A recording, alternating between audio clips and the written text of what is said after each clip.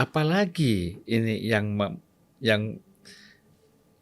belum diputuskannya pasangan Prabowo dengan Gus Imin ini.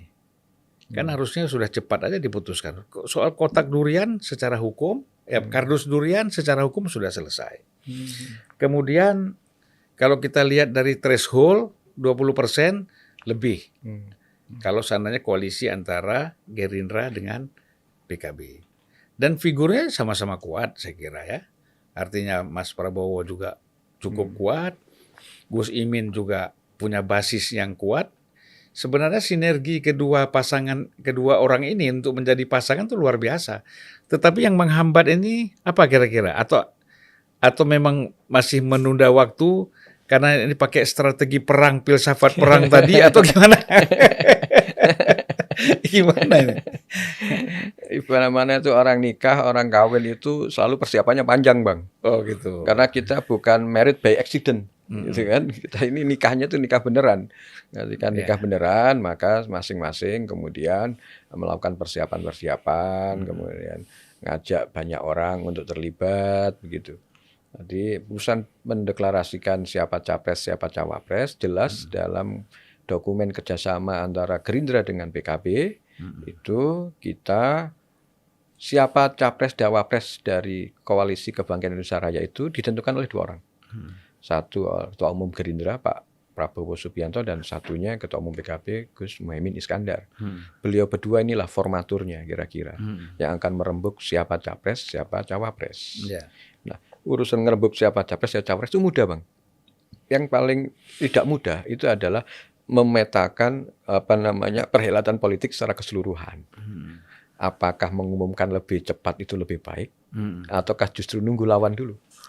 Dalam teori perang kan begitu kan, kenali dirimu, kenali lawanmu, itu kan harus jelas dulu. Oh, kalau kita ini duluan, oh nanti yang lain pasti beda itu. Jadi pertanyaannya 2 di politisi itu. Semualah saya yakin tanyakan kepada PDIP, tanyakan kepada Koalisi Perubahan. Pasti akan nanya, mau duluan atau mau melihat langkah lawan. Ya pasti ada hitung-hitungannya. Dan hitung-hitungannya itu setiap partai punya. PKB juga punya. Bahwa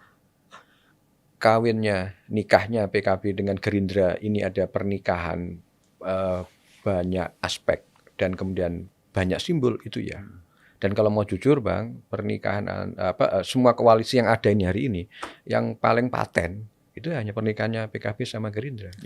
Kenapa? Satu, Gerindra yang mewakili kelompok nasionalis, PKB mewakili religius. Jadi kalau pasangan nasionalis religius, itu ada di Gerindra sama PKB. Itu ada di Gus Imin sama Pak Prabowo. Pak Prabowo kuat figur nasionalisnya, Mas Muhaimin ini sebagai cicit dari pendiri NU gitu kan, darah biru di NU nih Gus Muhaimin ini. Dan bukan kaleng-kaleng, yang bukan datang hanya untuk nyapres atau nyawapres ke NU. Jadi memang dia lahir dari NU. Itu yang kemudian itu dari sisi komposisi sipil militer menarik dua-duanya. Satu sipil, satu militer. Dapat tuh, Bang. Nasionalis religius dapat. Sipil militer dapat nih 2 orang nih. Kemudian dari sisi apa lagi? Tua muda. Satu tua senior Pak Prabowo. Yang kedua muda. Gus Muhaimin ini masih muda. Kan yang nyari abang lah yang juga ikut menjadikan Caimin jadi aktivis hebat di Jakarta kan ya Abang Zulfan juga toh. Nah, itu artinya dia muda. Muda, tua, muda. Oke. Kemudian apalagi yang dicari? Itu ada di sini. Yang dibutuhkan Prabowo ada di Pak Muhaimin. Kenapa? Begini. Pak Prabowo 2 kali pilpres itu kalah hanya besar, itu hanya di Jawa Tengah, Jawa Timur. Pak Prabowo menang di beberapa tempat, bahkan di luar Jawa, di beberapa provinsi di luar Jawa menang. Jawa Barat juga menang. Tetapi kemenangannya itu tidak sebanding dengan kekalahannya di 2 provinsi ini, Jawa Tengah, Jawa Timur. Di Jawa Tengah dia kalah sekitar 11 jutaan, atau bahkan hampir 12. Di Jawa Timur dia kalah 8 juta, Bang. Kekalahan ini kalau digabungkan 12 tambah 8, 20 juta. Itu sangat signifikan. Sementara hanya 48 sama 52 atau berapa ya? Selisih Pak Jokowi dengan Pak Prabowo kemarin. 4% ya. 4-6% lah maksimal. 4-6%. Nah, 20 jutaan itu di Jawa Tengah, di Jawa Timur, Bang. Ya. Nah, dalam konteks ini pemenang PKB itu rajanya Jawa Timur. Di Jawa Tengah PDIP, runner up-nya PKB. Ya. Nah, partai yang seperti ini di Jawa Tengah, di Jawa Timur nggak ada selain PKB sama PDIP. Jadi di Jawa Timur itu gantian PKB PDIP yang menang, suaranya tipis-tipis saja. Ya. Nah, jadi kemudian di Jawa Tengah PKB sejak reformasi sampai 2019 kemarin itu selalu nomor 2, Bang. Nomor 1 PDIP, nomor 2-nya PKB. Partai-partai yang lain di bawahnya jauh. Ya kan? Bahkan kayak PAN malah nggak dapat tuh di Jawa Tengah. Ya. Kalau di Jawa Timur udah pasti PKB. Situ ibu kotanya PKB lah, Jawa Timur. Nah, jumlah DPR RI-nya PKB dari Jawa Timur 19, dari Jawa Tengah 13. Kalau digabung aja sudah 32. Dari 58 anggota DPR RI-nya PKB, 30-nya dari Jawa Tengah, Jawa Timur. Hampir 45% itu dari dua ini. Artinya kalau Pak Prabowo pengen menang, ambil PKB. Ya. Kalau selain PKB, mohon maaf ya, katakan ambil wapresnya dari teman-teman Golkar gitu. Nah, Golkar berapa suaranya di Jawa Tengah, Jawa Timur? Ya. PAN berapa? P3 nggak mungkin sudah ikut PDIP, ya kan? Demokrat sudah sama Anies. Kalau dia mau nyebrang ke Prabowo, suara Demokrat di Jawa Tengah, Jawa Timur tak sesignifikan PKB. Makanya PKB, Gus Muhaimin ini kunci, Bang. Kalau pengen menebus kekalahannya Prabowo, kuasai Jawa Tengah, Jawa Timur. Siapa? PKB. Ya. Berarti sebenarnya sudah selesai ya? Enggak, sudah selesai. Nah, makanya itu yang jadi persoalan yang saya tanya tadi. Dari segi hitungan matematik, real, politik, kan udah jelas bahwa Prabowo dan PKB, Gerindra dan PKB, Prabowo dan Gus Imin itu udah jelas posisinya. Ya kalau kita hitung-hitung suara kan. Nah kemudian persoalan hukum itu juga sudah selesai. Clear. Nah kenapa nggak segera saja diumumkan? Artinya kan begini. Tadi Mas Hasanuddin mengatakan bahwa kita menunggu karena kita menunda melihat siapa pasangan-pasangan capres yang lain gitu ya. Nah sebenarnya kalau kita lihat ini sudah diumumkan saja tuh udah selesai. Karena dalam feeling saya, dalam apa yang saya bisa tangkap dari Mas Prabowo, kecenderungan dia itu pasti akan bersama dengan Caimin, ya. Itu kecenderungannya, pandangan saya begitu. Walaupun ya ada kesana kemari biasalah kan, silaturahim namanya kan. Tapi kan media melihat silaturahim ini sebagai upaya untuk window shopping. Window shopping di musim dingin. Iya. Karena toko tutup semua. Terus saya begini, Bang. Kalau ini bukan persepsi ya, feeling saya saja. Pak Prabowo itu jenderal.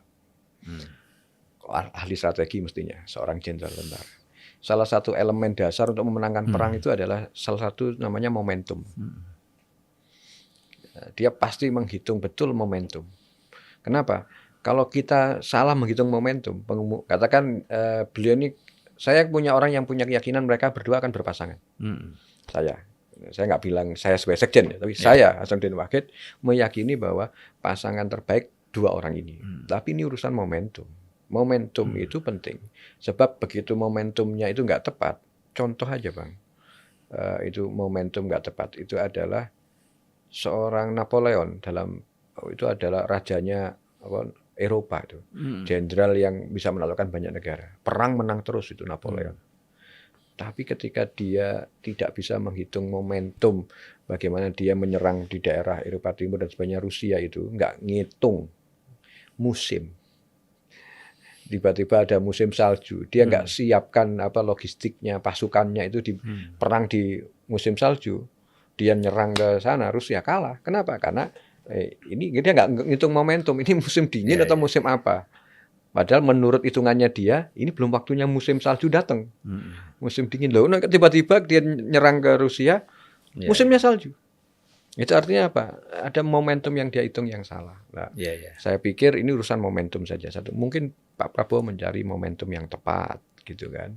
Yang kedua, Sebagai seorang sebagai militer ya. seorang militer ahli strategi, dia Hmm. pasti akan menghitung kawan lawan. Dia pasti akan menghitung seluruh aspek. Hmm.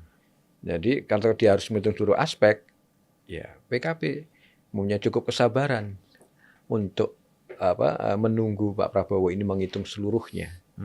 Asalkan semuanya dikomunikasikan antara PKB dengan Gerindra. Dan selama ini ya Pak Prabowo fair. Semuanya Iya. dilaporkan apa yang dia lakukan, kita juga melakukan apa, saling melaporkan dan sebagainya. Dan sinergi itu terus dicoba di ini. Urusannya urusan momentum. Yang kedua, sebagai jenderal perang yang sudah beberapa kali tarung belum meraih kemenangan, pasti akan lebih punya hati-hati daripada sebelumnya. Prabowo sudah pernah mengalami menjadi cawapresnya Bu Mega. Pak Prabowo sudah pernah mengalami punya cawapres Pak Hatta Rajasa.